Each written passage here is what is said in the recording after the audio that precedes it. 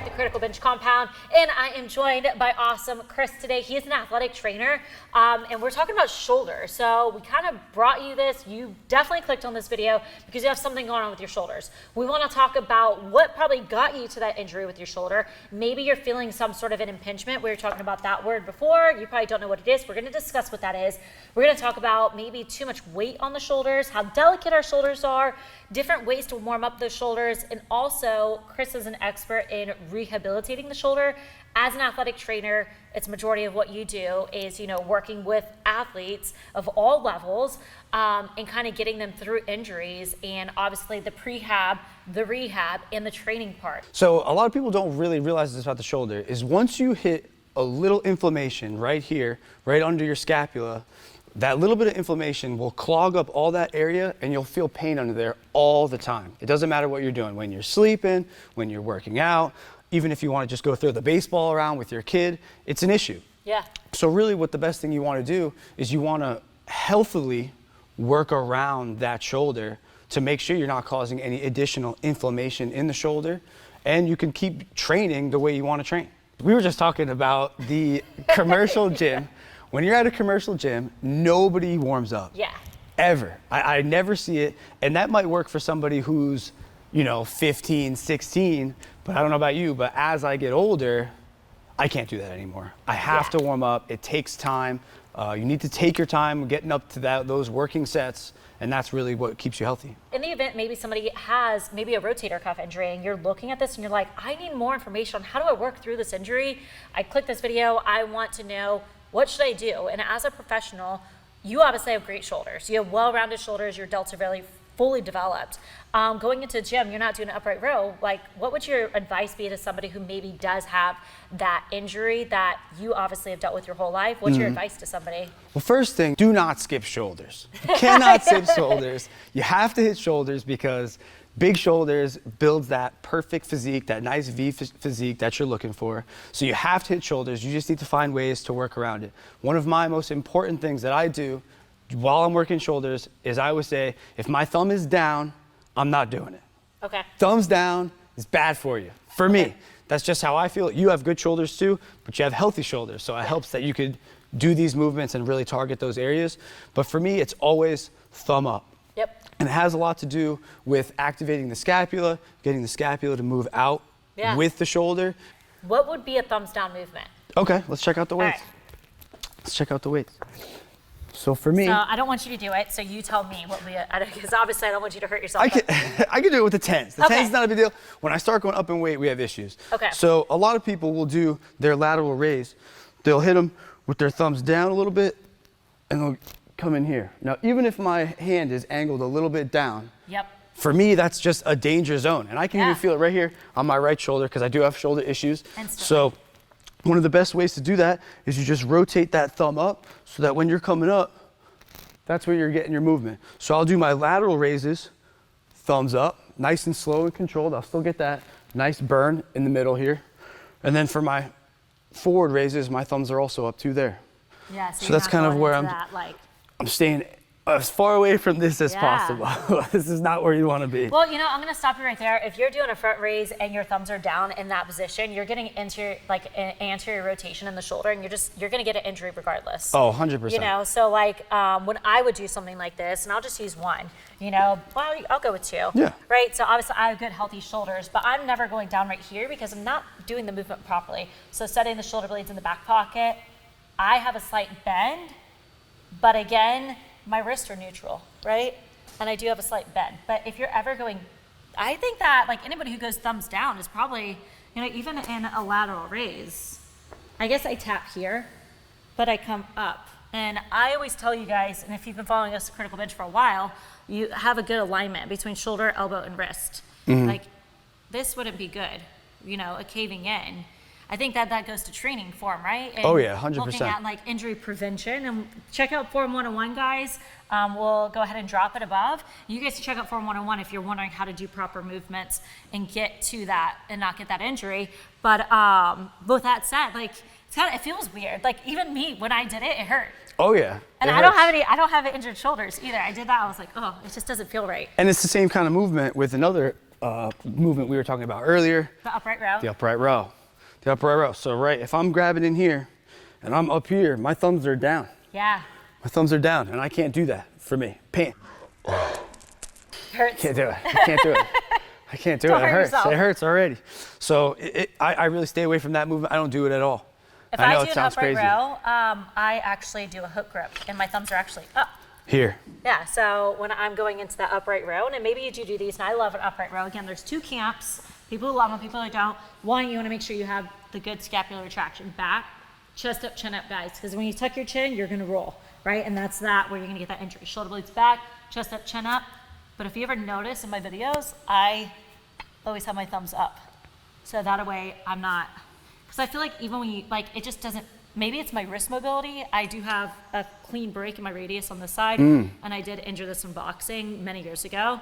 But maybe it could be wrist, again, talking about injuries and stuff like that, not hitting the muscle the way I should. If you are in that camp of I don't upright row because it feels wrong, I can't do an upright row properly. I think this is my range of motion, an upright row. So to actually get the full delt squeeze, I have to go just slightly above my chest, but it's all shoulders right there.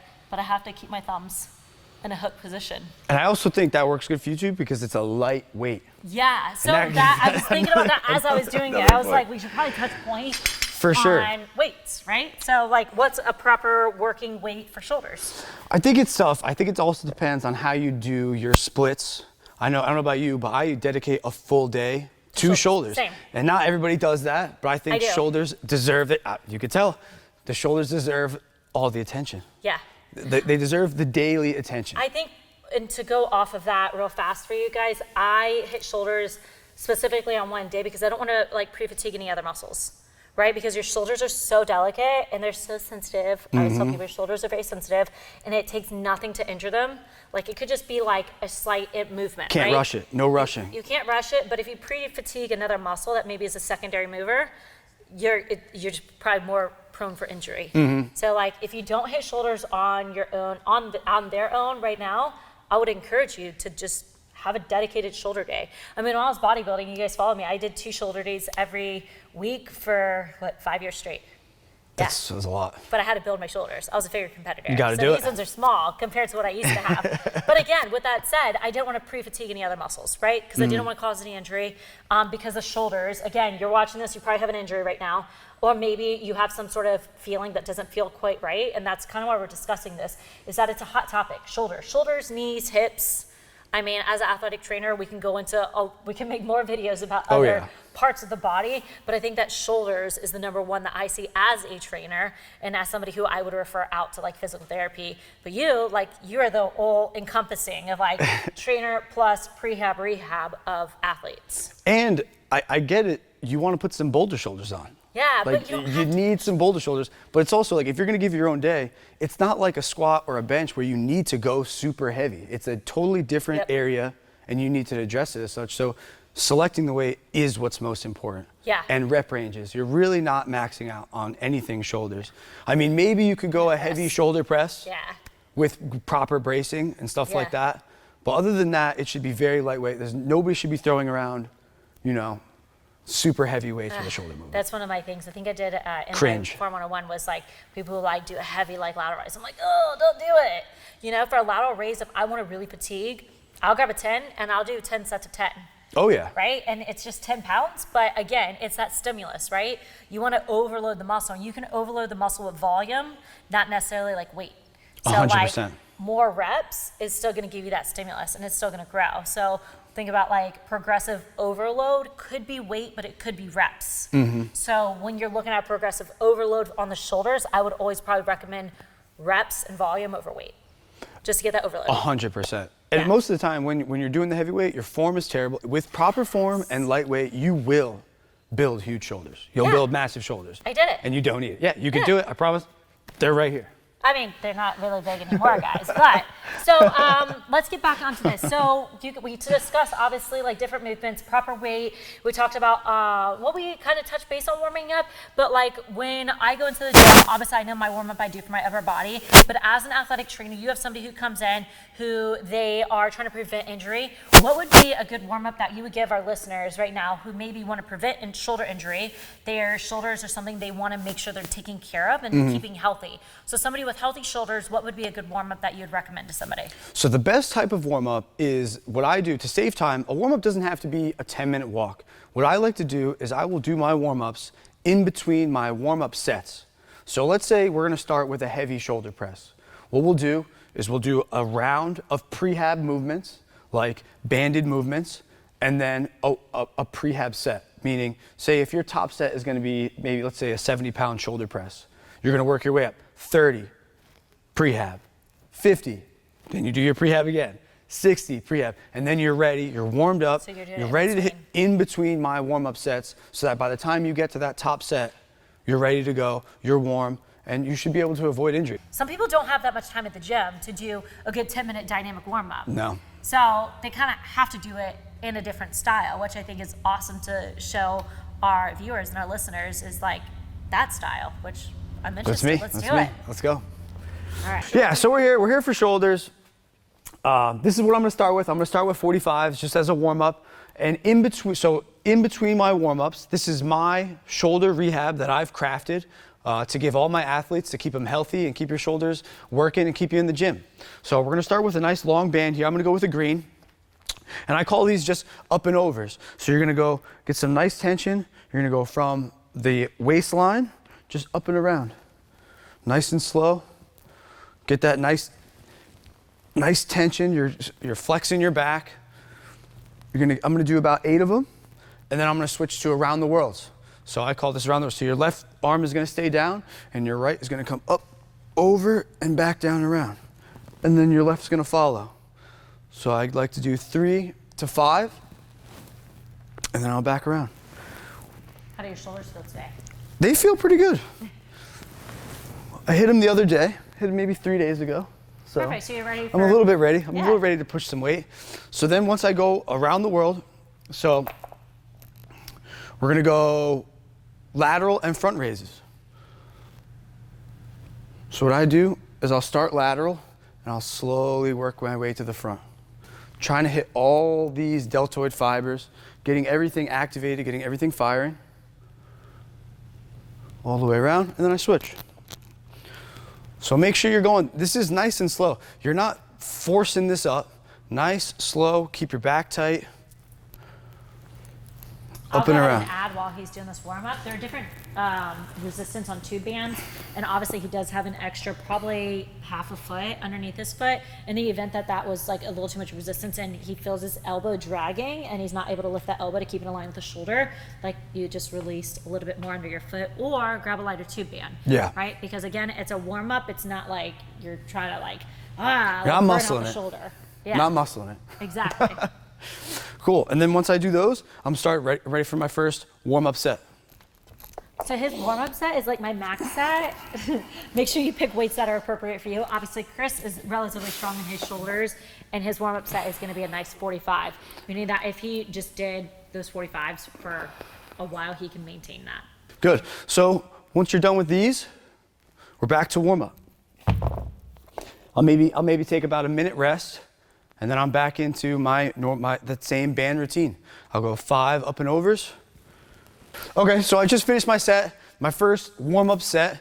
After my warm-up set, what I'm gonna jump back into the bands. I'm gonna do my up and arounds, round the worlds for 5 sets. And then I'm gonna move on to another weight. So I'll go from the 45s, I'll maybe bump up 10 pounds, do my warm-up again. Making sure that my warm-up is equally as, I'm putting as much effort in my warm-up as I am with my warm-up sets. So I'll do that 3 times until I get to my working weight, and then I'll end up doing an additional couple rounds of that until I feel like I'm fatigued enough to move on to the next part of my shoulder workout. What if you had an injury? What would that look like? Would you be training the same way? If I had an injury, I would definitely not be training this way. Okay. I would be going a lot more delicate, a lot lighter, and I would add in a couple of different movements for sure. All right, let's go talk about a little bit more about the shoulder here. So we just talked about how I warm up and get into my working sets, but I want to kind of dial it back and talk about what I would give you if you were one of my athletes and you came in and your shoulder was hurting and you couldn't do anything to work out and you felt bad and you want to get back in the gym. Yeah. One of the first things I would say is we're going to remove hypertrophy and bodybuilding from the equation. We need to focus on getting you healthy first. We got to get the pain down. We have to get inflammation down. And the best way to do that is going to be with band work. If you don't have bands, it's something I would definitely invest in. You have to have some sort of tool that's lightweight, easy on the joints, that helps strengthen the ligaments and tendons and stuff like that. One of the most important exercises you could do for the shoulder is internal and external rotation of the shoulder. That's all right in here. That's internal, external rotation. You see it a lot in pitchers, like this, volleyball players, swimmers, get that impingement up in here. It's all from your rotator cuff, all four of those muscles. A lot of times you want to make sure you're warming it up and rehabbing it. One of the biggest mistakes that I see in the gym, we were just talking about this before, is people think you can warm up your rotator cuff by doing this movement right here. You know, what do we say to this? It doesn't work. Yeah. It doesn't work. It does nothing. So I just learned this, guys. It does nothing. You look ridiculous. Yeah, I'm a student of life. So I was like, yeah, I do these. He ties the band up, we're getting ready. And he's like, yeah. I'm like, oh yeah, I'll do that with the dumbbell. He goes, no, that's wrong. I'm like, oh my God, it is? Like, I'm a student of life. Totally tell me when I'm wrong. Obviously, you're the professional. You do this with athletes all the time. But I have my mind blown. I want you to explain why it's wrong compared to this. Well, I don't want to say wrong because I don't want to put anybody down. But well, so, it's not putting them down. It's correcting them. Corrective criticism is great. True, true. So this movement right here, a lot of people will do this as an external rotation movement when actually the weight force is pushing straight down. So really all of the only thing that's being worked is your bicep and your forearm here because it's pushing down. Whereas an actual external rotation, the pressure is this way. So when you're pulling out, you're getting your external rotator muscles. Yeah. And it's really important to work your internal, external rotation muscles because that's where you get that whipping motion, throwing, and especially this one, external is what you need because most people are forward dominant, so you need to strengthen these back muscles to avoid injuries. I'm so glad you just hit that because I was about to ask you to explain to them what an external rotation or muscle would be, which would be the backside of the shoulder, but backside. Totally hit it. Yeah, so that's incredibly important. So let's go ahead and talk about the band. All right, cool. Right, so as we just learned, myself included, dumbbell, internal, external is not the way to go. I mean, I've done it on the cable, and we talked about that too, like on a cable machine, but I mean, relatively, I would just grab a 5-pound weight and like think I could warm up my shoulders, right? Like this, and just, You think because a lot of times that's the only tools you have in the gym, which is funny too because I flew down here with this because nobody has it anywhere. So it's true. Unless you buy them. So you have to bring them with you and you have to be prepared for shoulder stuff. Yeah. So I might have you stand right here. Let's do some internal rotation. So you're gonna come on in here, you can grab the band, get some nice tension. So you definitely want some more resistance for internal because this is a stronger muscle than it is to go out. So she has good form already. You're gonna wanna make a 90 degrees here at the shoulder and 90 degrees at the elbow, and then it's right to the belly button, and then back out. Really keeping that back tight, squeezing, perfect. I like to call it the 90-90 rule. You're 90, and you're 90 here. If this hurts, I would come in and use less tension. This is a green band, and a lot of time green is more resistance, so you want to work your way down to either a red or a yellow band. That's normally the color code for less resistance. So that would be internal rotation. So then what I would do is I would have her turn around, and it's tough because I don't know if I would use your other, we could demonstrate this on the other one. Okay. So external rotation is the exact same movement, only opposite. So she's gonna the movement's gonna start at her belly button, elbow's gonna be nice and tucked, and then this comes out 90. Boom. Okay. And then you're right there. And you can even see it, you can even see her shoulders are already popping. This is another reason why I like to do these exercises. You're gonna work those accessory muscles in the shoulder that are gonna make the bigger muscles pop even more. And it'll give you that huge shoulder definition and give you the boulder shoulders that you're looking for. Like that's really what everybody wants. So, I mean, yeah, you can totally see them. They're firing like crazy. You can see your anterior delt, middle delt, posterior delt, all working like that. What should I do? I can't push weight. You're probably going to tie me up to a band, right? 100%. I feel like just doing that, I kind of want to do these as my warm-up. And that could be a warm-up too, yeah? For sure. So it's not just rehab. Like you're looking for a warm-up for your shoulders, like go get a straight band, tie it to something, and I like it. I would do it a couple times a day. If you have a band like this, you could put it in your bag and bring it around with you and do your rehab multiple times a day. And I think that's the most efficient way to do it. If you don't use it, you lose it. So after you do your internal external rotation, now what we want to do is we want to make sure we're strengthening up that posterior chain of the shoulder. We're talking about your traps, we're talking about your posterior delt. So one of the best exercises that I give to my athletes are called Ys, Ts, and Ws. All right, so we're just going to run through a couple of those. We're going to do about 3 sets of 5. Okay. And what I like to do is I'll go through Y, T, W, and that's 1.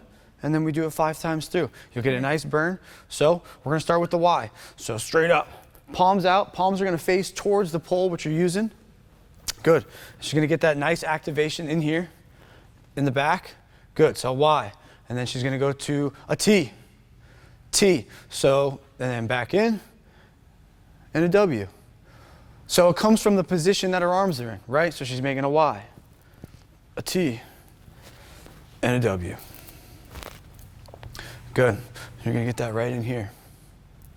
That's what we're looking for. That's going to strengthen up the back, bring her shoulders back, which is going to put you in a more optimal position to perform the exercises that you're looking to do. Whew, that was 3. That's all it takes. Doesn't take a lot. It's a muscle that's super underused, so it's one that you definitely want to hit. It's one that not many people do. Okay. Awesome. So definitely like what said 3 sets of 5, right? 3 sets of 5. All right, well, awesome. I mean, Chris offered us some awesome information. I mean, highly intelligent person. I mean, you have a lot of athletes that you're training constantly, working them, you know, injury prevention, obviously, and then working them through that injury too. And I think you gave us a lot of valuable information today. So, I mean, if you want to get some bolder shoulders, right? You got to do it. I think one of the most important things is you just can't give up. There's always something you can do. Even if you're feeling down, like, oh, my shoulders, I can't do it, there's ways to work around it. You can start doing rehab. You can start making those steps to get where you want to be. So yeah, if you did like this video, if you liked all the information that I can give, or if you have any questions for me, hit me in the comments and I will be personally the one to respond to them. If you didn't know, I'm the Criticalbench commenter. So you can find me there, ask me any questions you want. There you go. Awesome, guys. Your very own athletic trainer in the comment section. Drop a comment, question below, give us a thumbs up and a subscribe. Coach Ashley, Chris, we'll catch you guys next time.